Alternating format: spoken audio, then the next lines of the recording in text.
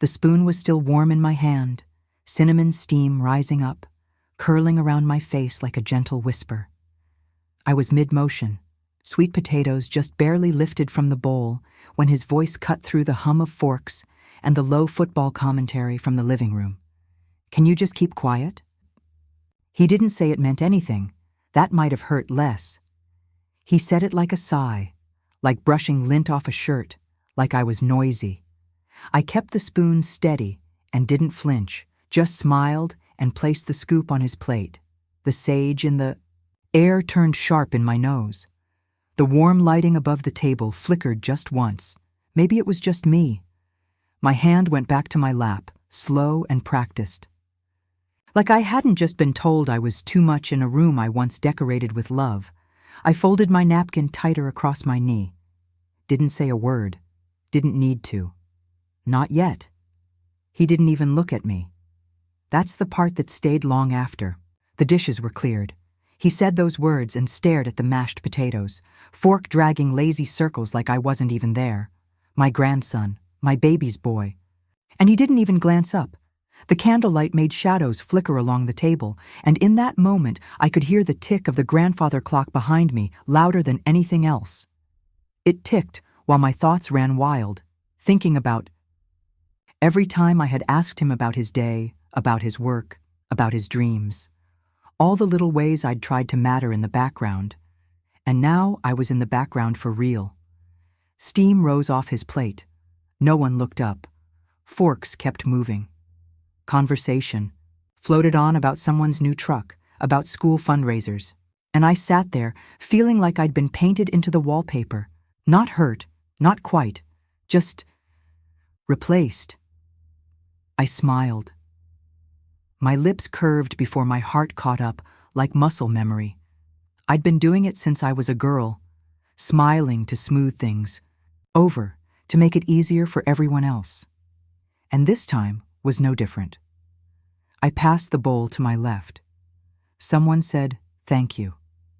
I nodded. The thank you wasn't for me. It was for the food. That's all I was at that moment. The cook, the hand, the service. The scent of honey rolls clung to the air, soft and sweet. I'd made them just like my mother used to. I always said she could bake peace into the kitchen, but tonight I felt the tiniest crack run through me, like a fine porcelain plate, still beautiful, still useful, but with a chip nobody noticed, except me. The silence didn't fall. It settled, thick like fog, heavy like a blanket soaked through.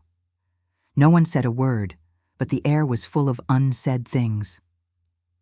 I felt that kind of quiet in hospital rooms, after hard diagnoses, in funeral parlors, when no one knew what to say, but never over cranberry sauce. My daughter-in-law chewed a little slower. My son reached for the salt without looking at anyone. Even the youngest didn't ask for seconds like he usually did. The window to my right was cracked open, and a cool breeze drifted through. It brushed the back of my neck and made the candle next to me shiver in its glass. The flame danced like it didn't know whether to stay or go. No one broke the silence, not to apologize, not to explain. They just carried on, as if they hadn't heard what was said, or maybe they had, and silence was their answer. It started low in my chest. Not rage. Not even sorrow, something deeper, something older, like a hum that had been vibrating quietly for decades, and finally rose to the surface. My fingers rested against the rim of my plate, steady. But inside, something shifted. I thought of all the times I was told to wait my turn, to sit quietly. Do not make a fuss. My mother did it too, hushed in rooms she cleaned, faded in conversations she paid for with her youth. I looked across the table at the photo shelf in the far corner. My late husband's smile catching the last glint of sunlight before night fully fell. He used to tell me I had a voice that could stop time. But time had kept marching, and I had stopped myself more times than I could count. No more. I passed the potatoes to my daughter-in-law like I always did. I poured the tea, topped off glasses, and cleared the first plate without missing a beat. My body moved on memory, but I was somewhere else inside, not angry, not bitter, just done with being. Unnoticed. As I walked into the kitchen to fetch the coffee pot, the scent of roasted garlic clung to my sweater. I paused by the counter, let my hand rest on the cool ceramic edge, and took a deep breath.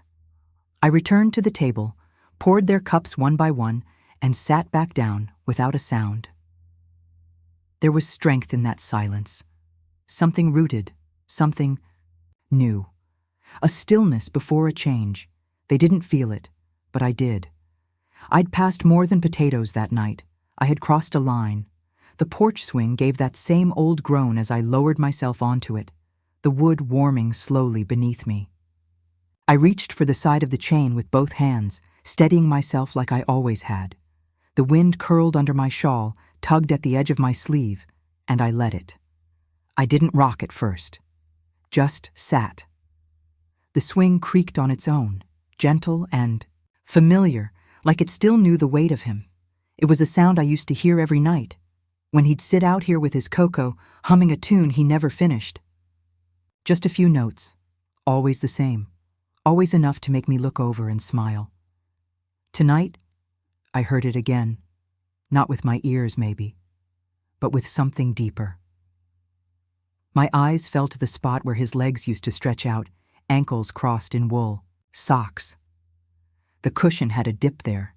He hadn't touched it in years, but somehow, it hadn't forgotten him. Neither had I. I opened the cabinet and there it was, his cocoa mug. Third shelf up, behind the chipped soup bowl. It hadn't moved. In nearly 3 years. I hadn't let it. I reached for it, slow. My fingers brushed the handle. Cold. A little dust on the rim. I ran my thumb across the spot where his lip used to rest, where a tiny crack curved down like a smile. "I'll be right back," I whispered, though no one was there to hear it. I didn't take it with me, just touched it, like saying hello and goodbye in the same moment. The porch light spilled long shadows across the floor as I stepped outside. The door clicked shut behind me. I pulled my shawl tight around my shoulders, but it wasn't the cold that made me pause on the step. It was that faint scent, chocolate, cocoa powder, and memory. A scent so soft it could have been imagined. I turned toward the swing, heart full, hands empty. The sky above was thick with stars, not scattered, not distant, close, like they had something to say. I tilted my head back until the porch disappeared from my view. Just sky.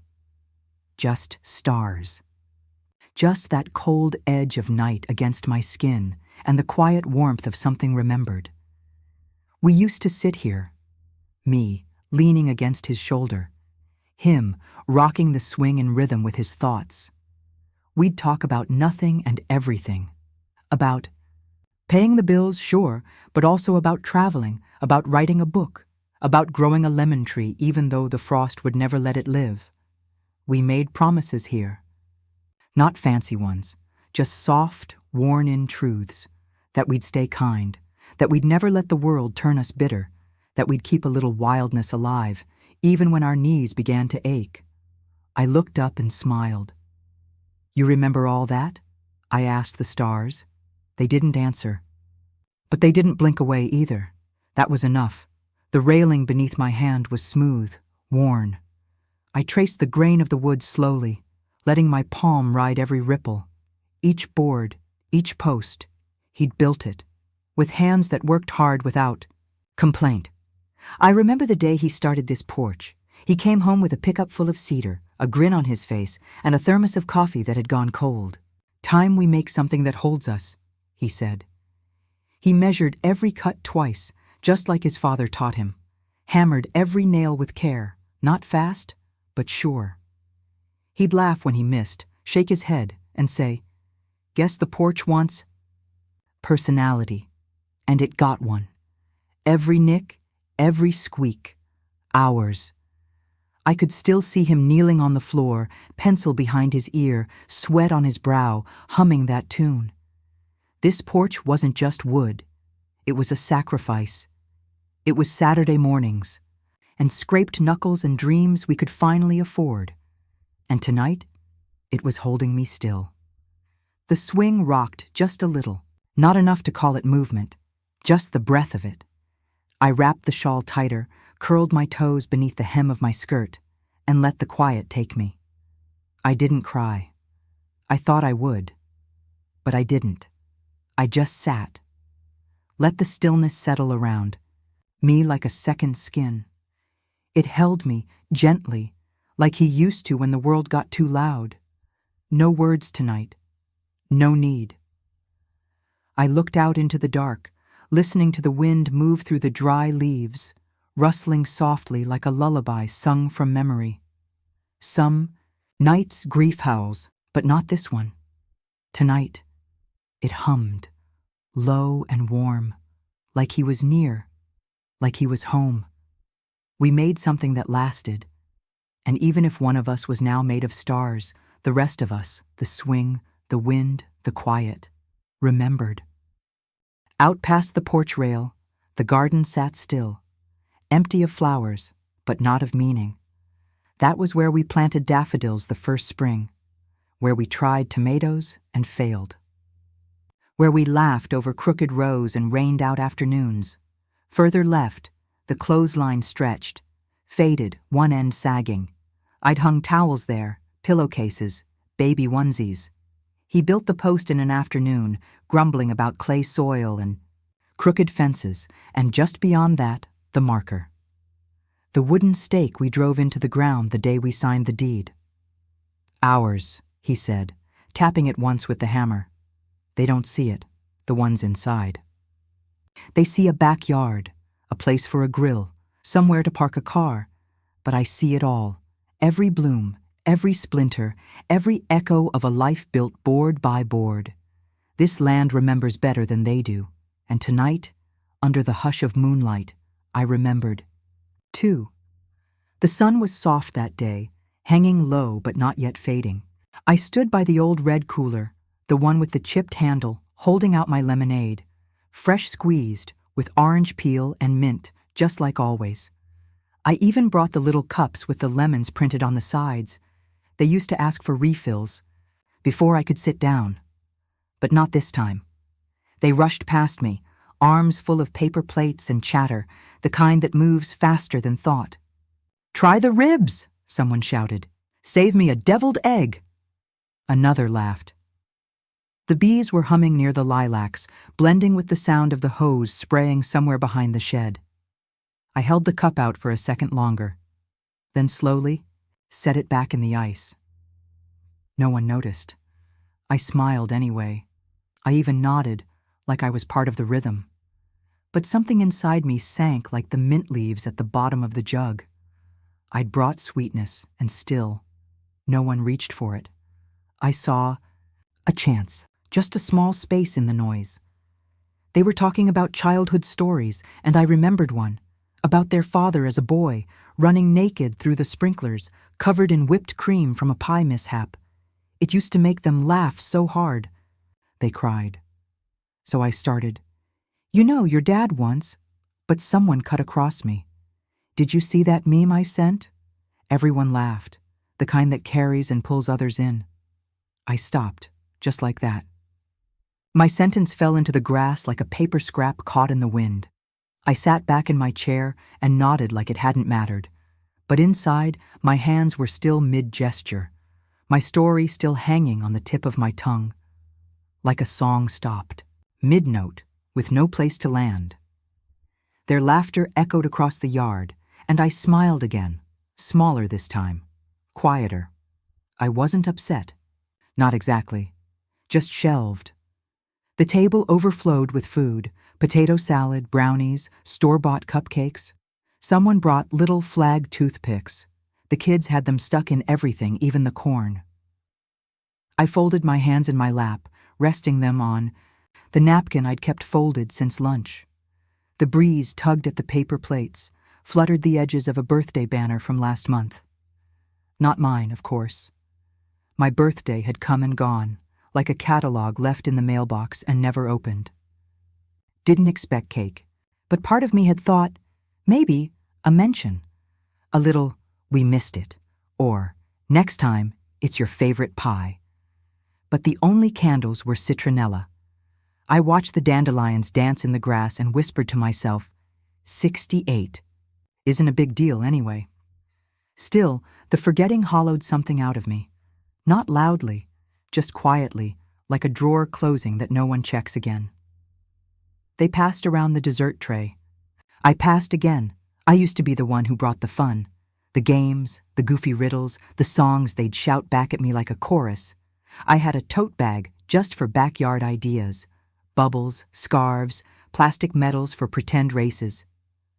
Tonight, though, the laughter came from their phones.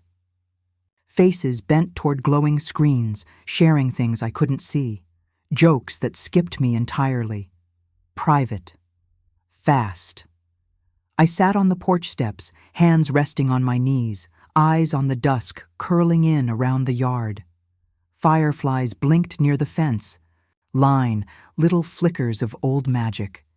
They ran right past me, shrieking in delight at something unseen. I smiled. But it was a different kind of smile. The kind that knows it's not part of the moment, just watching it. The porch step was warm, beneath me, but I felt cold, like the laughter had grown legs and run too far for me to catch it. He glanced my way, my oldest grandson, and smiled. But it didn't land.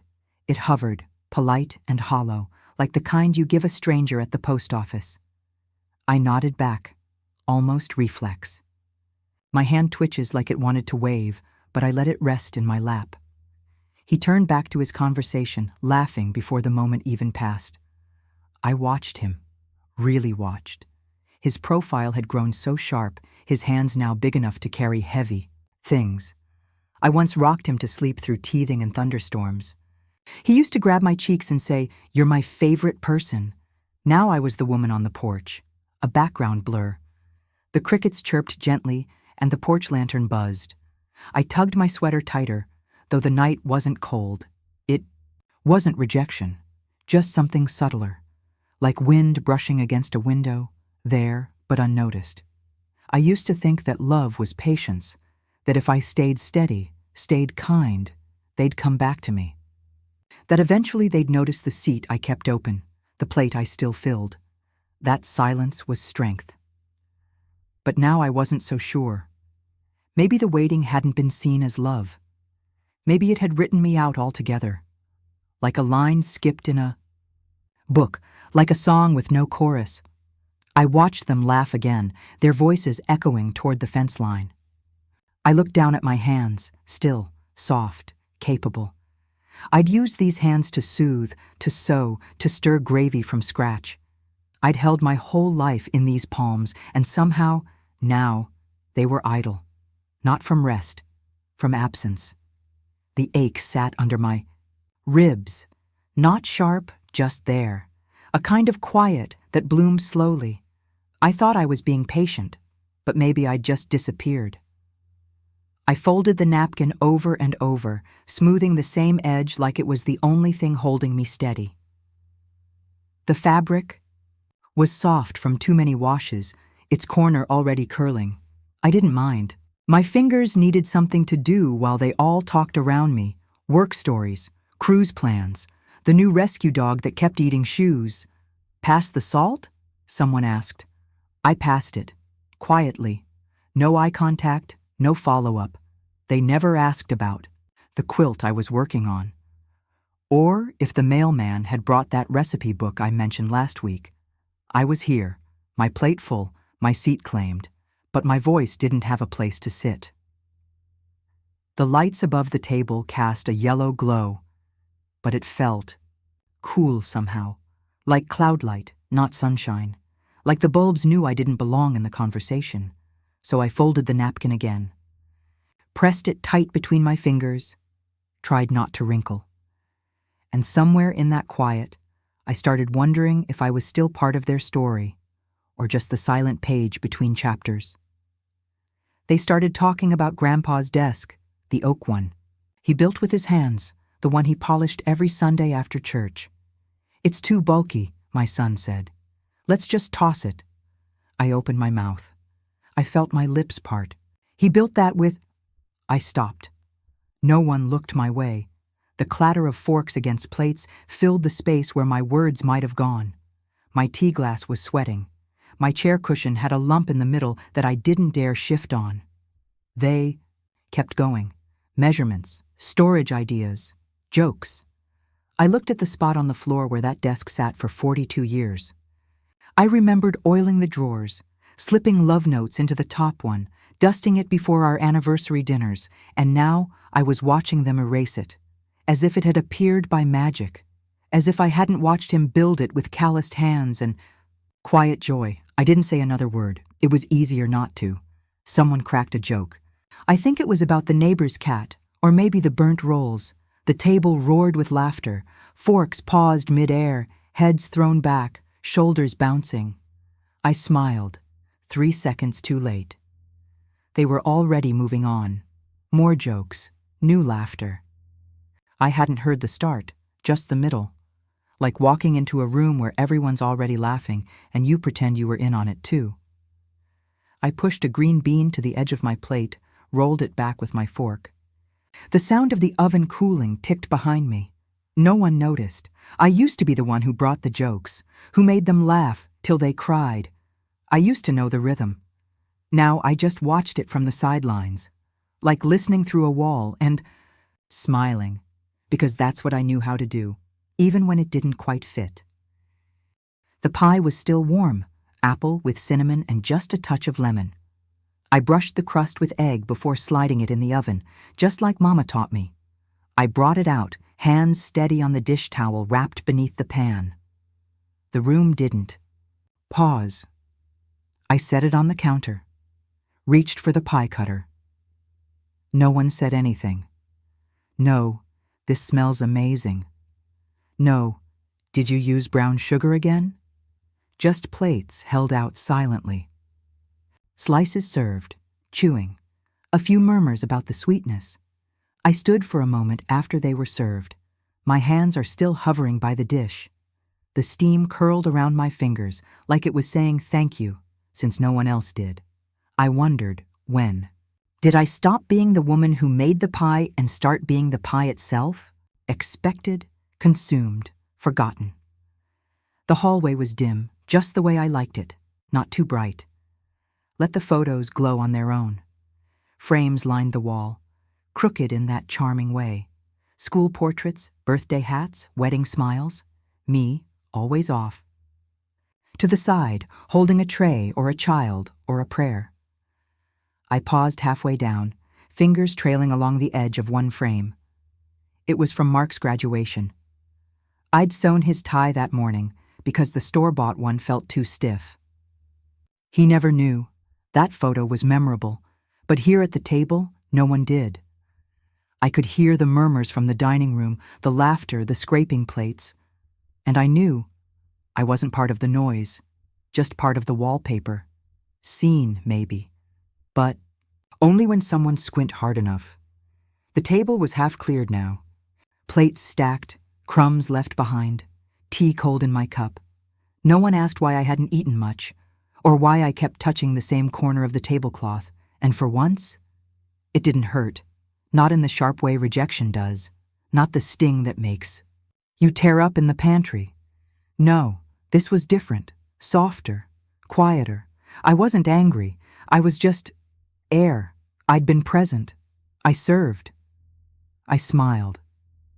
And they'd moved around me like I was a breeze in the room, felt but not noticed, needed but never thanked. The kitchen clock ticked behind me. I sipped the tea, cold but familiar, and I breathed in the silence where my voice used to live. Helen walked in like the sun followed her. Pie in one hand, smile in the other. "Hope you still like blueberries," she said, setting the dish down like it was treasure. I chuckled. "Still warm?" "Fresh out the oven," she beamed, "just like the ones we made for the bake sale." In '72. The filling had bubbled up at the edges, oozing a little where the crust cracked. The smell hit me first: berries, sugar, and just a touch of lemon. I hadn't realized how much I missed that smell, or her laugh, or that feeling of being known. I pulled out the plates while she found the old pie cutter in the drawer like it hadn't been 20 years. The jazz on the radio danced lightly through the kitchen, soft piano keys skipping like footsteps on water. And for a moment I felt lighter, like the weight of the last few years had stepped outside for a smoke break. We didn't say anything important just yet. We didn't have to. She sipped her coffee slow, eyes on the trees outside the window. "My daughter just closed in on her place," she said, her voice calm, proud. "Oh?" I stirred cream into my cup, watching the swirl settle. "1 bedroom, tiny garden. She's happy. Says it finally feels like hers." I nodded, something blooming gently inside my chest. Not envy, not even longing, just warmth. A soft ache for something simple, something of mine. "She planted tomatoes," Helen added, smiling. "Texted me pictures of the seedlings like they were grandkids." I laughed, then quieted. My fingers wrapped around the cup, soaking in the heat. I thought of the backyard, the swing, the porch, how it all stood still while the rest of the world seemed to move forward. The coffee tasted the same as always, but the questions it stirred weren't. She reached across the table, laid her hand near mine, not quite touching, but close enough to steady me.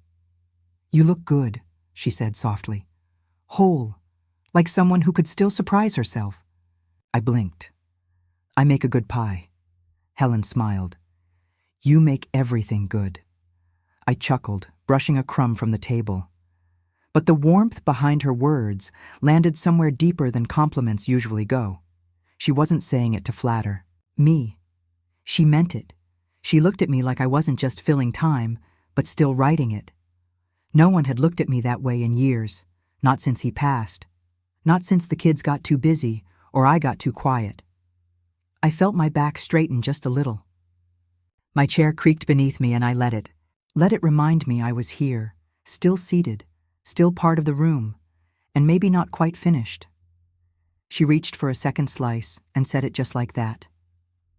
"You still own the house, right?" I nodded. "Outright. Paid it off 12 years ago." She raised an eyebrow. "That's something. I hadn't thought about it in a while. Not really. Owning it. I always said it was mine, but in the same way I said my knees were mine or the old rake in the shed was mine.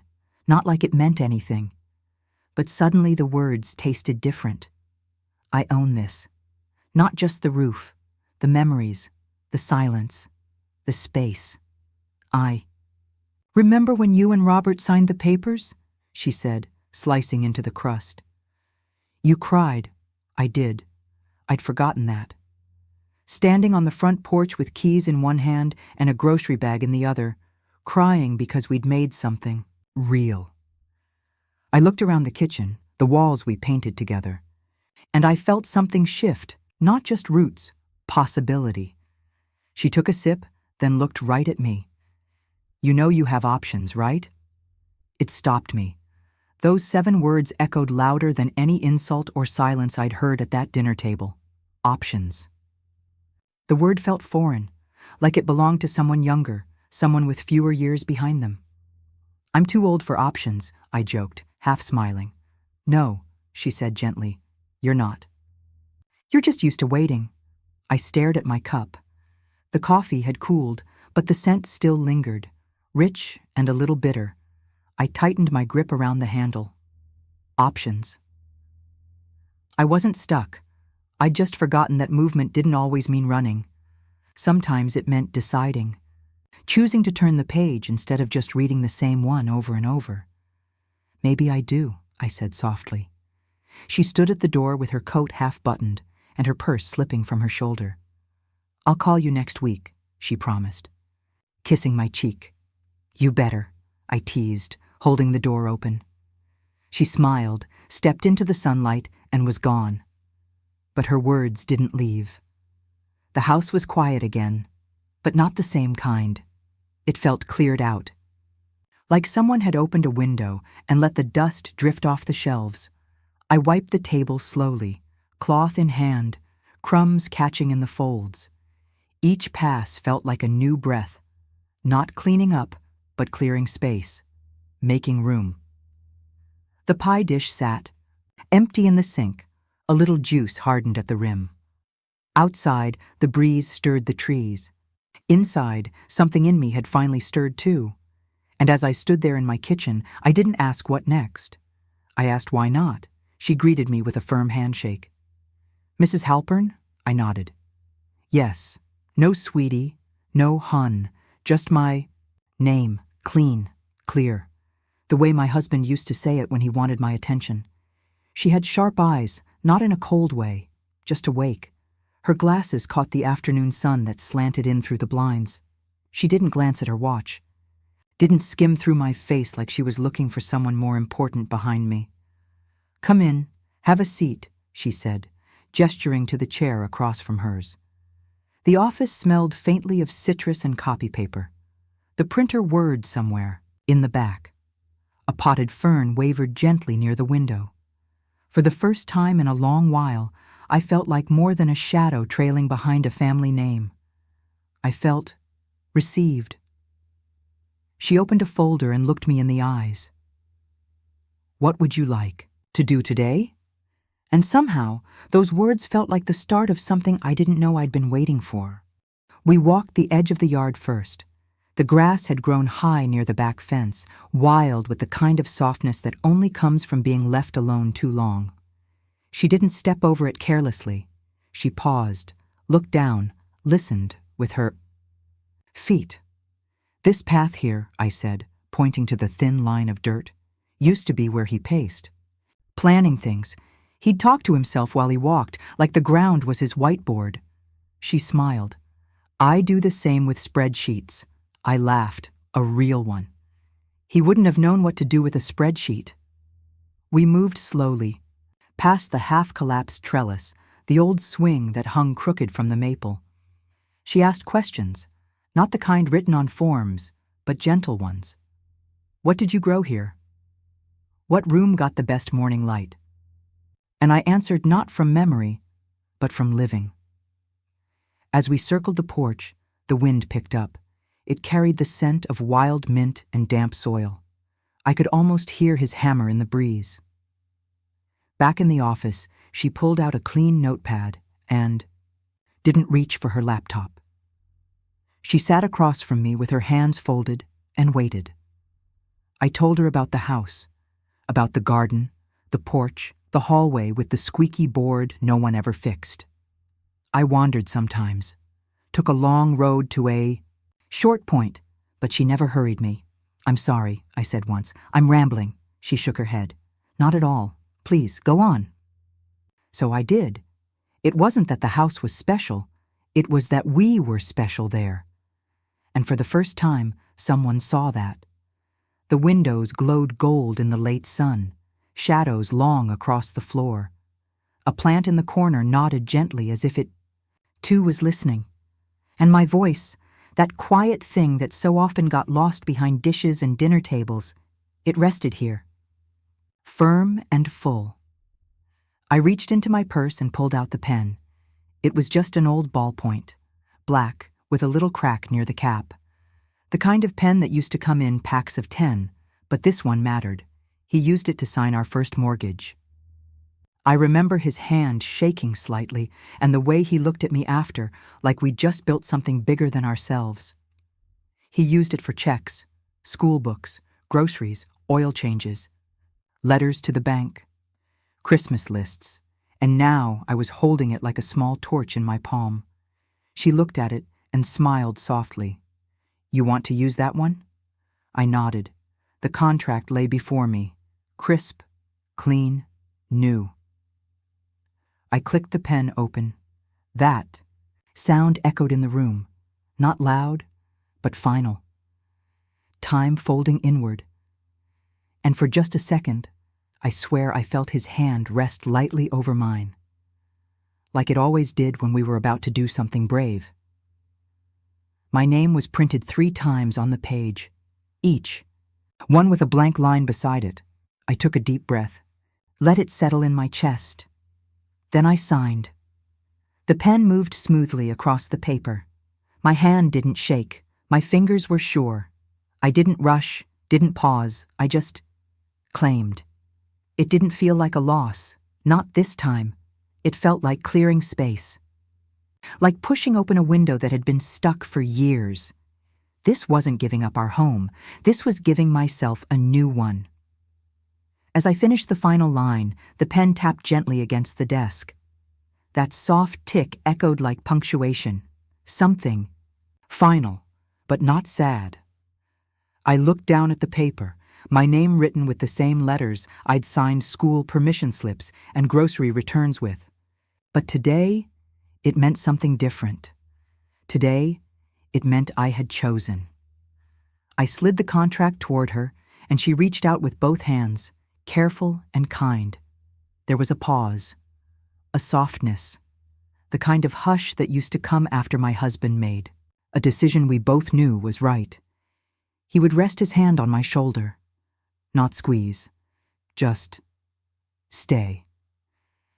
That same hush filled the room now. She said, "Congratulations." I nodded, not proudly, not definitely, just fully.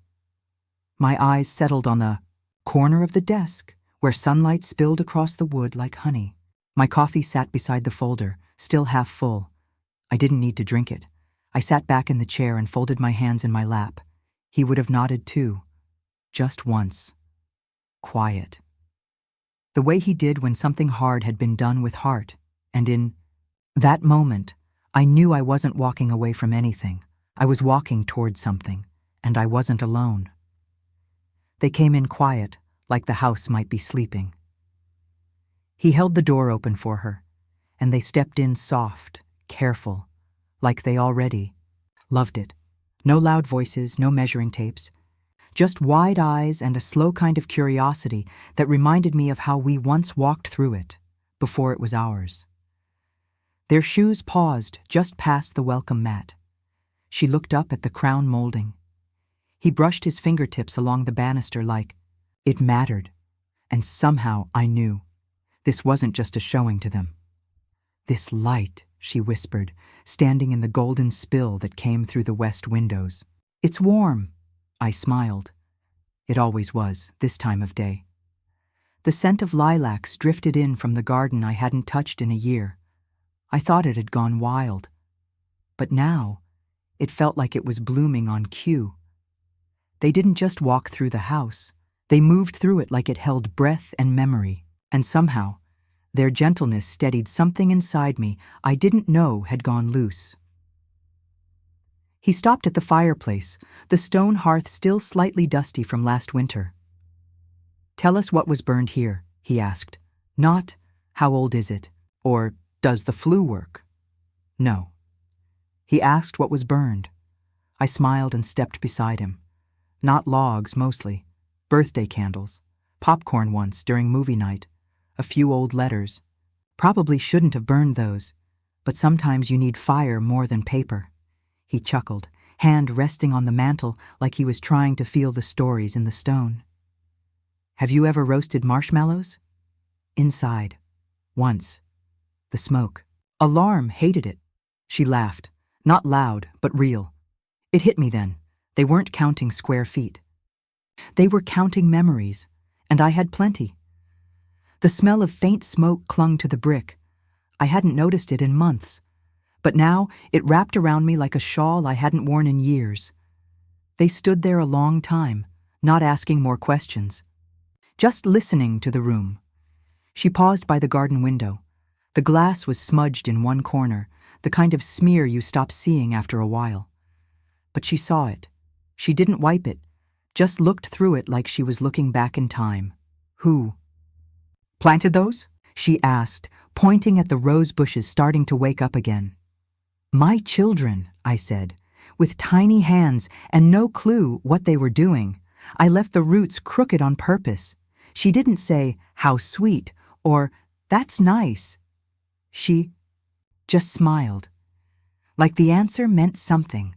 Like it wasn't just a garden, but a page in a book she was hoping to read more of.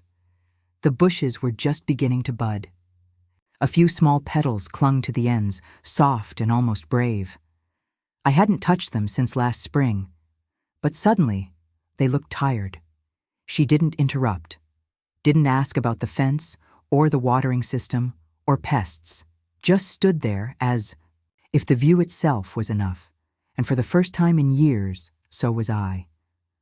They laughed in the hallway, not loud, not rude, just alive. She bumped into the coat rack, and he said something about how she always misjudged corners. She stuck her tongue out. He kissed her forehead. It was right by the hooks I almost took down last fall. Too many jackets that didn't get worn anymore. I nearly cried when they noticed one had a child's initials carved faintly on the side. I hadn't heard laughter like that in this house since, well, I don't know when. The kind that comes not from comedy, but from comfort. The hallway caught their joy and bounced it back gently, not a roar, just an echo of what could be. I leaned against the doorway and let myself watch. For a second, I imagined this home full again. Not with noise, but with purpose. With feet that knew where they were going and hearts that weren't afraid to show it. Not my joy. Theirs. And maybe that was enough. She traced the edge of the stair rail, her hand slow and reverent. "This curve," she whispered. "It feels safe." He ran his fingers along the old baseboard, smiling as it creaked under his shoe. She looked up at me. "Do you think we'll be happy here? Nor can we repaint the walls or the roof insulation. Just that one question, deep and plain. It almost knocked the wind out of me. "Yes," I said before I even thought about it. "If you listen to it, this house has a voice." They nodded. Not to be polite, but because they believed me. They weren't just talking to me. They were speaking to the house, asking for permission, telling it they'd take care of what came before. The floorboard crackled gently under their steps. The windows let in the last bit of twilight, and I realized they weren't measuring the walls, they were meeting them. At the door, they turned one last time. "Thank you," she said. He added, "Not just for the tour, for the years you gave it." I opened my mouth, but no words came. "It feels lived in," he continued, "but not worn out, like it's still got something left to give." I nodded, one hand still on the doorknob. They stepped onto the porch, voices low, heads leaning close. Their car lights glowed faint at the edge of the driveway. I watched them walk away. But for the first time in a long while, I didn't feel like I was watching something leave. I felt like something had landed. They didn't just see a house. They saw me, not as an old woman with too many casseroles and fading curtains, but as someone who had built something worthy. And suddenly, I wasn't invisible. I was the beginning. I ran my hand along the edge of the oak table, our table. We sanded it together one summer, stained it on the porch in our old work clothes. The grain still caught the light in that way it always had, like it remembered being a tree. There were scratches here and there, each one a little chapter. The one from my oldest's science fair trophy tipping over, a dent from a fork someone got too excited with on Thanksgiving. Wax marks from birthday candles I used to light with trembling hands, afraid the kids would blow them out too early. Tonight, I set it the same as always. Inherited china, napkins folded in soft triangles, the good salt shaker. But something inside me had shifted. I wasn't just setting a table. I was setting down a chapter. The chandelier cast warm gold across the polished wood, and the air was thick with roasted garlic and sage. But what I carried wasn't food. It was a quiet knowing. This would be the last supper served from my hands in this house. They came in hungry as always, coats hung sloppily, conversation half finished from the car. "Smells amazing, Grandma," one of them said, not looking up as he scrolled his phone. I nodded, placing the brisket down in the center. The cornbread followed, then collard greens in the blue dish with the chipped edge. I made sure everything was warm, right, familiar.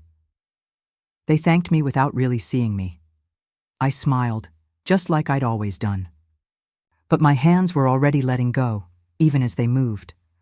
I moved from stove to table with the rhythm of someone who's done it for decades. The click of my heels on the linoleum sounded quieter tonight, like footsteps from a faraway dream. They chatted, laughed, passed butter. I placed the serving spoons in their bowls with care, like a final bow in a dance I'd been performing since I was a young woman. And as I sat down, I did so with a grace I didn't need recognized. Not anymore. They passed the dishes without looking. "Can you hand me the corn? Did you try the gravy?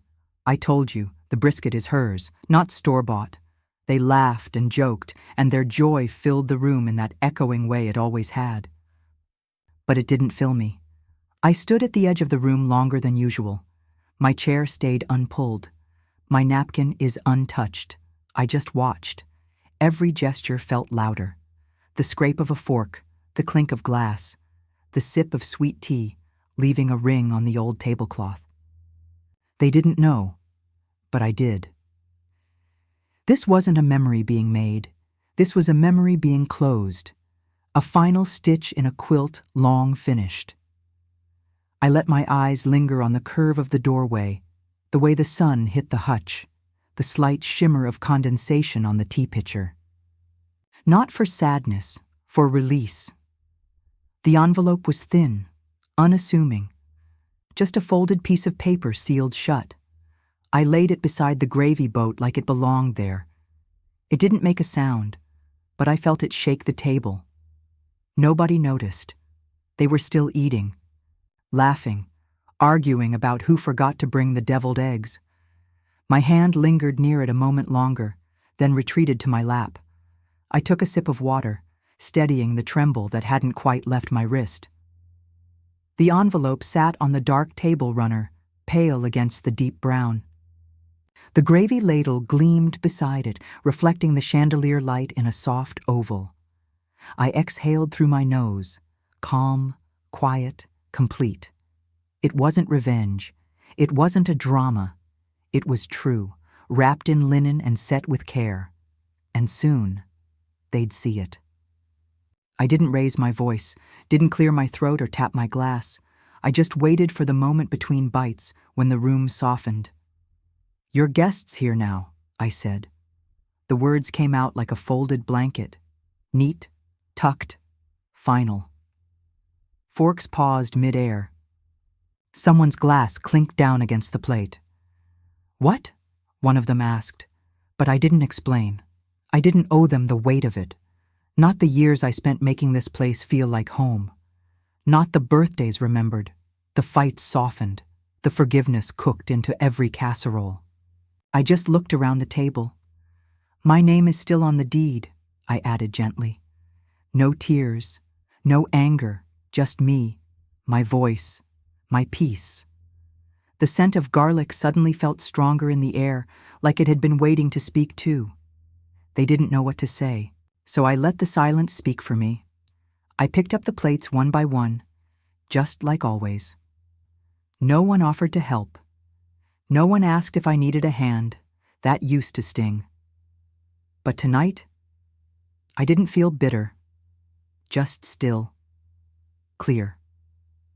The kitchen sink hummed gently as I rinsed. The china clinked in that way it does when it's not ready to break, just ready to be put away. The overhead light dimmed slowly, casting long shadows on the countertop. I moved without a rush, without hesitation. I wasn't cleaning up after them. I was clearing a space. For me, each plate I stacked was one step further into my new life. Each wiped fork is a ribbon cut cleanly from old habits. They lingered in the dining room, murmuring now, uncertain.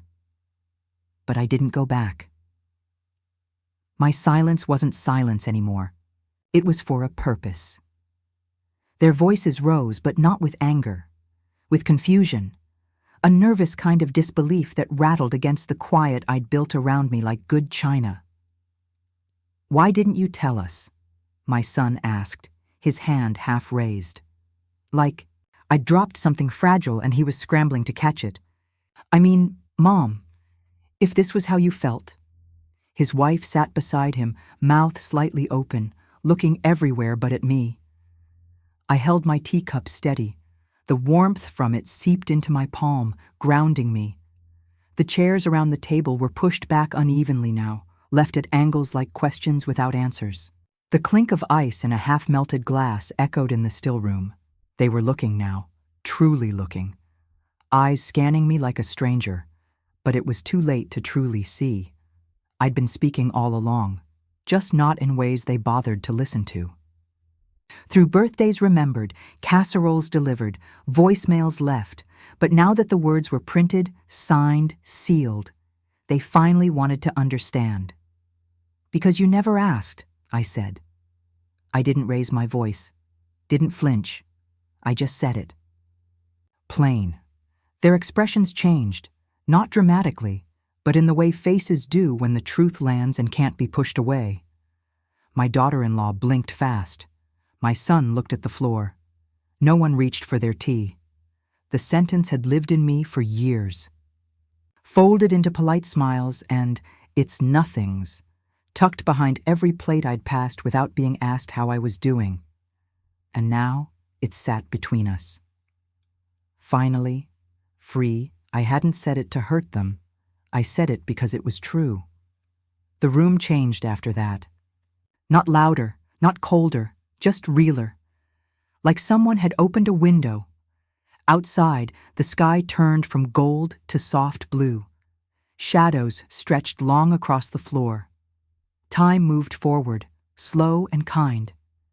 And I sat there, steady, like someone who had finally stopped waiting for permission to speak. I cradled my teacup and spoke quietly, but clearly. "I tried," I said, "more times than I can count." I told them about the time I started to share a story and got talked over. The times I left voicemails that no one returned. The holidays when I smiled through silence that no one even noticed. "You heard me sigh," I added. "But you called it peaceful." They looked at me like I was rewriting history. But I wasn't. I was just saying it out loud. They blinked. The room blinked too, the clock ticking like a metronome counting the spaces between understanding. I didn't need proof. I had a memory. I had all those moments tucked inside my hands, my cooking, my quiet. I stirred my tea, even though I didn't need to. My reflection in the darkened window stared back, soft but whole. And in that moment, I wasn't asking to be believed. I was just asking them to listen. I could have yelled. God knows I had enough reasons. I could have thrown my napkin down or cried or slammed a fist onto the table. Made a scene big enough for them to finally see the shape of my hurt. But I didn't. I just kept my voice low. Even. Measured. Because this wasn't about noise. It was about truth. I watched them, all of them, sitting in the glow of the chandelier. The light brushed across their foreheads, their glasses, their confusion. It didn't expose them. It just made the moment warmer somehow. I said what needed to be said, and then I stopped talking. That silence that followed didn't scare me. It felt like stepping onto solid ground after drifting too long. There was space now between us. Not to divide, but to breathe. They had to fill it with their own thoughts. I didn't rush to help. For once, the silence didn't feel like a punishment. It felt like a breath, like peace. My son looked up at me. His mouth opened just slightly. He wanted to say something. I could see the words floating behind his eyes. But they didn't come, and that was okay. The silence that hung now wasn't the old kind, not the type that buried me under obligation. This one sat like a companion, present, not hostile. It hummed softly like something sacred had been laid down, and everyone was finally too humbled to speak over it. Outside, the trees cast shadows along the living room wall. My feet were warm inside my slippers, my lap a quiet weight of calm. They sat still, and for once they weren't waiting to speak. They were listening to the quiet, to themselves, to what they'd missed, and I finally felt heard, even as no one said a word. I looked around the room, at the photos on the walls, at the empty teacups, at the envelope still resting near the candle, unopened but undeniable. But that wasn't the moment that mattered. What mattered was the way I sat, the way I held my head, the way my voice had come from a place deeper than paperwork or frustration. I didn't need them to read the contract to understand the story. They already knew. It wasn't for sale. It wasn't the house. It was me. The years I gave. The love I cooked and cleaned and stitched into everything. The silence I filled with care. The steady presence I had offered without asking for anything in return. That's what spoke loudest tonight, and when I stood, the room didn't move. It waited. Because finally, so did I. Outside, the crickets had begun to sing. Inside, the teaspoon. On the saucer caught the last glint of day. It was done. And I was at peace. The cottage isn't big, just 2 rooms and a porch with space for 1 chair and a potted fern that leans a little too far toward the sun. But it breathes with me. The floors are terracotta, warm even in the early hours. The kettle hums low in the background, and a linen curtain drifts against the window frame like it's sighing. I walk barefoot most mornings, not because it's poetic, but because it feels like the floor knows me now. I don't bump into anything. Everything fits. Nothing here echoes unless I want it to. The walls are thin, but kind. They don't hold back my voice. They let it wander. And sometimes, when I laugh, it sounds like music again. This place doesn't hold silence the way the old house did. That one kept my quiet in a corner. This one? It lets it stretch out on the couch and stay a while. It feels like a space made for who I've become, not what I've lost, and for the first time, I feel held without needing to be held onto. It's not that it's always silent. It's that the quiet here doesn't press down. It lifts. I wake to birdsong, honest, messy, tuneless birdsong, and the rustle of old pages I left open on the table the night before. Sometimes I read the same sentence 3 times, not because I forget, but because I want to. No one speaks over me. No one asks why I paused mid-thought. The window's crack opens, and the spring air makes the curtain flutter like a small flag of peace. My tea cools on the sill beside an old notebook, the pages lined with starts and stops and stories I only need to tell myself. There's no television noise, no clock ticking loud enough to chase me, just me, the birds, and the hush that lingers like a good guest. Staying, not imposing. I used to dread silence, though it meant I wasn't needed. Now I see it for what it is, a kindness, a space I no longer have to fill to feel like I belong. There's a drawer in the desk now filled with letters I've never mailed. Some are to my husband. You'd like it here, I write. The neighbors grow tomatoes, and the woman next door sings while she hangs laundry. Some are to the grandkids. Things I think they'll need to hear someday, when the world gets too loud or too lonely. And a few are to myself. I sign them with my own name, like I'm reminding myself I still matter. I don't write for replies.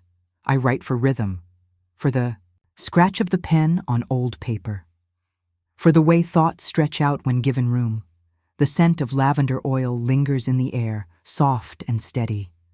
The desk wobbles slightly, just like it always did, and I don't mind. These words aren't meant to travel far. They bloom here, like petals dropped in quiet corners, and in writing them, I remember who I am when no one's looking, and how much of her I still love. Some afternoons, when the sun hits just right, I move the table aside and put on a record. Nothing. Fancy. Just a 1950s waltz with that warm, crackling sound that makes everything feel a little more human. The tiles are cool beneath my feet. My toes curl as I turn, slow and clumsy, arms slightly raised like someone might catch me. Even though no one does, and I smile. Not because I'm trying to be happy, but because it sneaks up on me now, this feeling of being okay. The smell of toast and strawberry jam still lingers from breakfast. The windows are open, the breeze catching the hem of my dress like an old friend tapping me on the shoulder. I don't dance for anyone anymore. Not for approval, not to be remembered.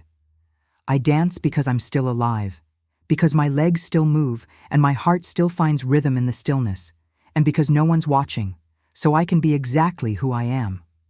Some evenings just before bed, I whisper, not to anyone in particular, just into the air. Sometimes it's a line from a poem I once loved. Sometimes it's, "I'm proud of you," or "You did enough today." And sometimes it's just my name, spoken softly, steady, mine. In the big house, my voice felt like it needed permission. Here, it fills the corners without apology. It bounces gently off the wooden floors and settles near the candle I keep lit beside my journal. The flame flickers as if it hears me. I don't need answers. I just need to hear myself say something. Out loud. For no one but me. It's a strange kind of comfort, reclaiming a voice you didn't know you'd buried.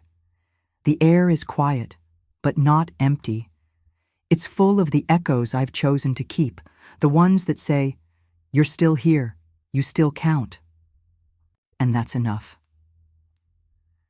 This morning I sat by the window and let the butter on my toast melt all the way through before taking a bite. The birds were still singing, same as yesterday, same as the day before, but today I heard them more clearly. Not louder, just clearer. The sky turned slowly from blush to pale gold, and the breeze slipped through the room like it belonged here.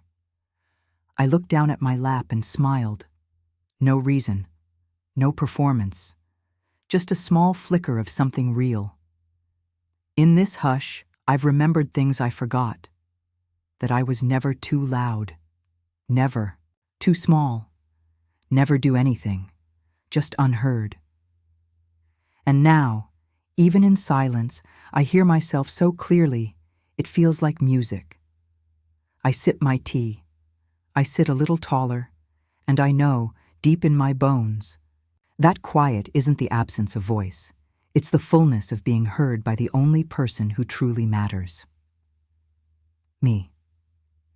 If you've ever found comfort in your own quiet, or learned to love the sound of your own voice again, I'd be honored to know your story. And if this little cottage of mine felt a bit like home to you, you're welcome to stay a while and subscribe.